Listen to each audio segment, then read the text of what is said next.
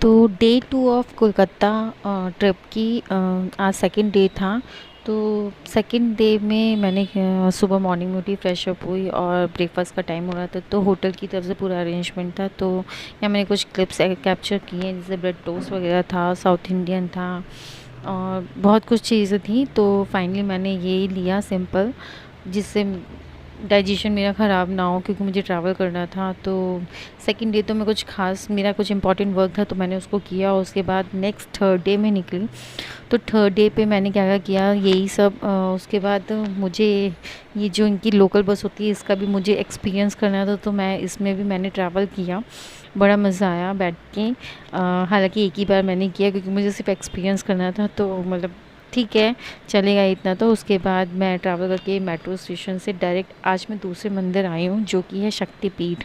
तो कोलकाता का शक्तिपीठ मंदिर जो बहुत फेमस है और इकलौता ही है और सबको पता है, जिसका नाम है काली घाट माता जी का मंदिर। यहाँ पे माता जी की पैर की चारों उंगलियाँ गिरी थी, ऐसा बताते हैं यहाँ के लोग। और ऐसी मान्यता है कि यहाँ पे जो पैर की उंगलियाँ गिरी थी, उसी के बाद काली माता को यहाँ पे स्थापित किया गया। तो जो हालांकि वो पैर की उंगलियों के तो दर्शन नहीं कराते हैं, तो उसको बिल्कुल ढक के रखते हैं। और जैसे कामाख्या में पूरा होता है प्रोसीजर की, नहीं दिखाते हैं, उसी तरीके से यहाँ भी यही है। और तो मूर्ति लगा रखी है। तो बस हमने एंटर किया मंदिर के अंदर। तो ये मैंने कुछ वीडियोस क्लिप चुपके से ली हैं, क्योंकि अलाउड नहीं था फ़ोन, बट मैंने फिर भी ली हैं। तो ये बैक साइड है माता रानी का, और आप देख रहे होंगे उनका हाथ, सिर और सर पे ढकी हुई है। काफ़ी सब लोग साड़ियाँ वगैरह, चुन्नियाँ वगैरह चढ़ा रहे थे।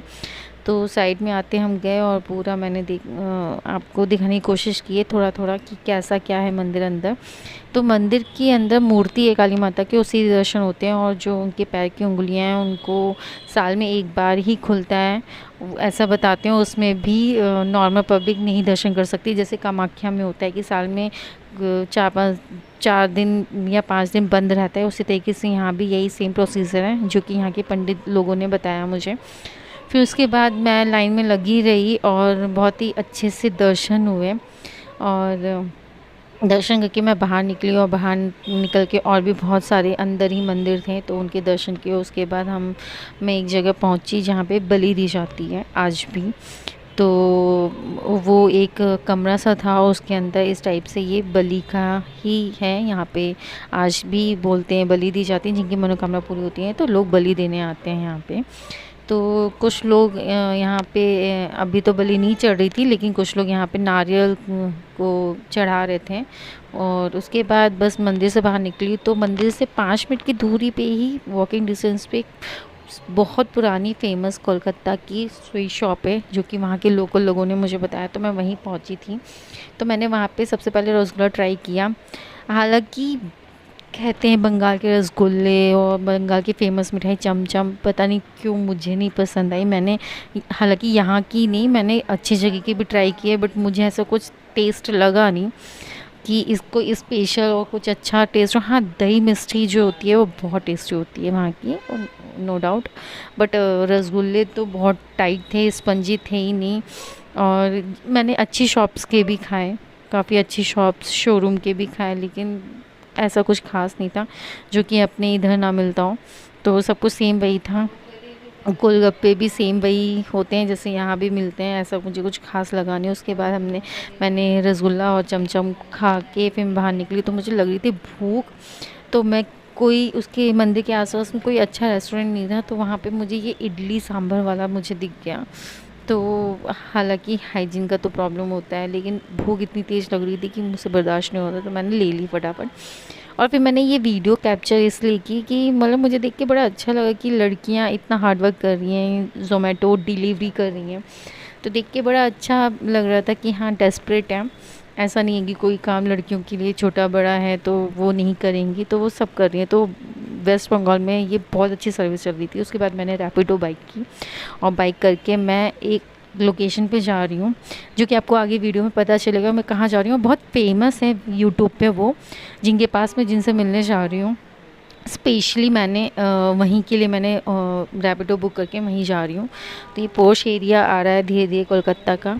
और मैं वहाँ पहुँचने ही वाली थी। और ये है वो लोकेशन जहाँ ये बहुत फेमस है यूट्यूब में। अगर आपने सुना हो कि थम्स अप गोलगप्पे, थम्स अप पुचका, तो जिनके फेमस हैं और ये बहुत फेमस हैं। आप अगर इनको देखा हो, आप सर्च करिएगा थम्स अप गोलगप्पे के नाम से, तो इनकी वीडियो निकल के आएंगी।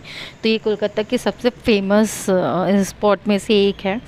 तो मैंने सोचा मैं भी चलती हूँ वहाँ पे, तो आई हूँ इतनी दूर तो ट्राई तो करता बनता है। तो मैं थम्स अप गोलगप्पे खाने आ गई थी यहाँ पे। और काफ़ी अच्छे थे अंकल, नेचर बहुत अच्छा था उनका, बहुत अच्छे से बात कर रहे थे और बहुत ही पोलाइट वे में, कोई एटीट्यूड नहीं था। हालांकि इतने फेमस हैं यहाँ पे, बता रहे थे कि कौन कौन सेलिब्रिटी मेरे यहाँ आया है, किन किन ने खाया है और किन की वजह से फेमस है, सब कुछ बता रहे थे। और पीछे उन्होंने न्यूज़पेपर के पेपर्स के फ़ोटोज़ वगैरह क्लिक जो हुई हैं न्यूज़पेपर में लगी हुई थी, मैगज़ीन्स में थे, वो सब क्लिप कट करके अपने शॉप पे लगा रखी थी, वही मैं पीछे देख रही थी।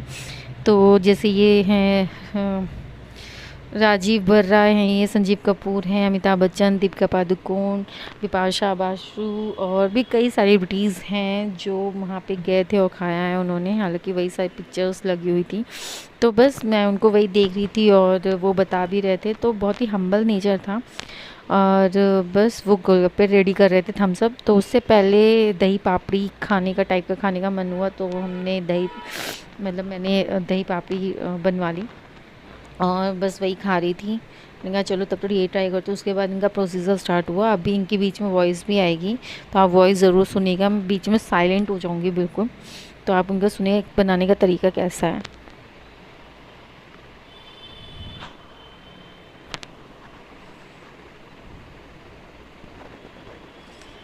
तो ये पूरा अच्छे से एक्सप्लेन कर रहे थे कि ये जाएगा, मतलब बहुत ही तरीके से, क्योंकि अब फेमस हो गए हैं, वीडियो बनती है इनकी, तो इनको भी अपना कुछ करना है, ग्रो करना है, तो अच्छे से बोल बता रही थी। मैंने ये मसाला ये है, ये सुनिए।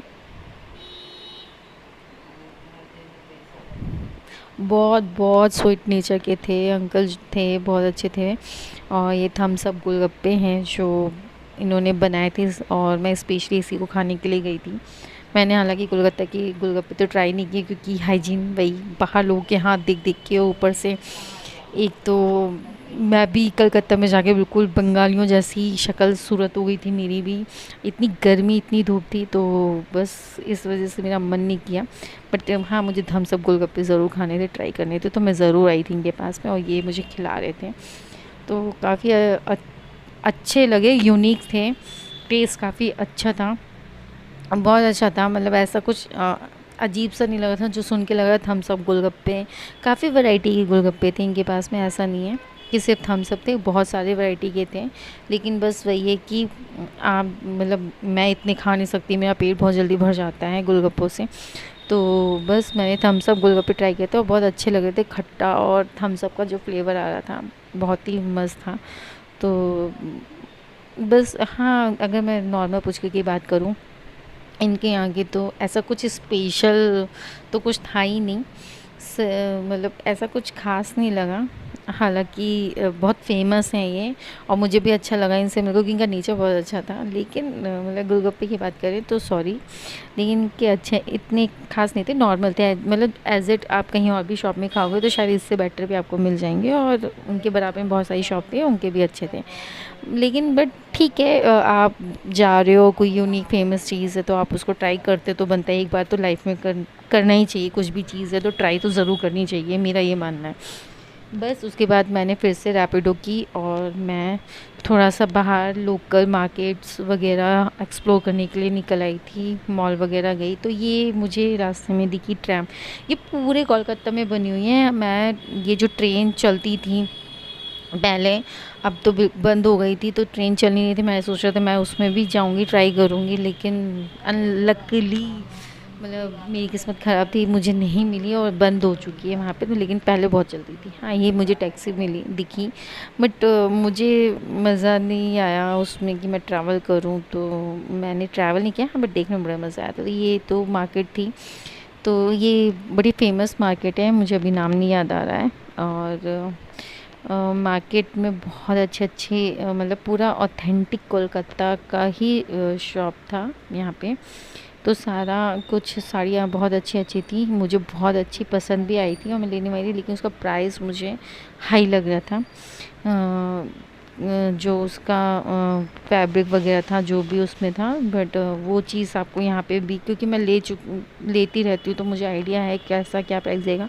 तो आपको वहाँ पे नए कस्टमर देख के ना या अनजान देख के ना और लोग लूटते हैं ऑब्वियसली। वहाँ नहीं, कहीं भी आप जाओगे तो आप अननोन हैं तो दूसरा इंसान आपको लूटने की कोशिश करेगा। तो आपको प्रेफर यही करना है कि आप लोकल के हो, आप अननोन नहीं हो। तो मैं भी वही कर रही थी, हालांकि बार्गेनिंग काफ़ी अच्छी कर ली थी, लेकिन जो साड़ी मुझे पसंद आई थी उसमें प्राइस उन्होंने कम नहीं किया। तो बस उसके बाद मैं पहुंच गई थी आगे मॉल में। और मॉल का रश, ओफो, मॉल का रश ऐसा जैसे मेट्रो स्टेशन या नॉर्मल स्टेशन का क्राउड होता है ना, बिल्कुल वैसे ही था। मतलब इतनी भीड़, हालांकि संडे भी था लेकिन भीड़ इतनी ज़्यादा थी कि मतलब पैर रखने की भी जगह। और इसी के साथ ही मेरा आज का दिन भी कंप्लीट हुआ था और मैं वापस होटल चली गई थी। तो आगे क्या क्या हुआ वो भी देखने के लिए बने रहिए मेरे चैनल पर। सब्सक्राइब